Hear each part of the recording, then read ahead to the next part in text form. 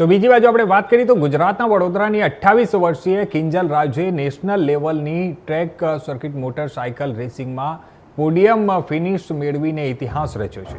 તે આ સિદ્ધિ મેળવનાર ગુજરાતની પ્રથમ મહિલા મોટરસાયકલ રેસર બની છે.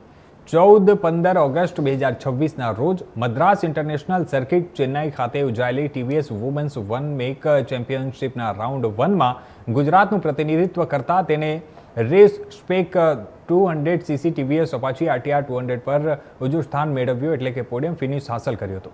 કિંજલે આ સમગ્ર રેસ વીકેન્ડ દરમિયાન ખભાની ઈજા અને દર્દનો સામનો કરવો પડ્યો હતો, જેના કારણે આ સિદ્ધિ વધુ ખાસ બની જાય છે. આ ઈજાને કારણે પ્રેક્ટિસ અને ક્વોલિફાઇંગમાં સેશનમાં તેને શ્રેષ્ઠ પ્રદર્શન કરવામાં મુશ્કેલી પડી રહી હતી, છતાં તેણે હિંમત ન હારી અને રેસમાં અંત સુધી લડીને પોડિયમ ફિનિશ મેળવ્યો હતો.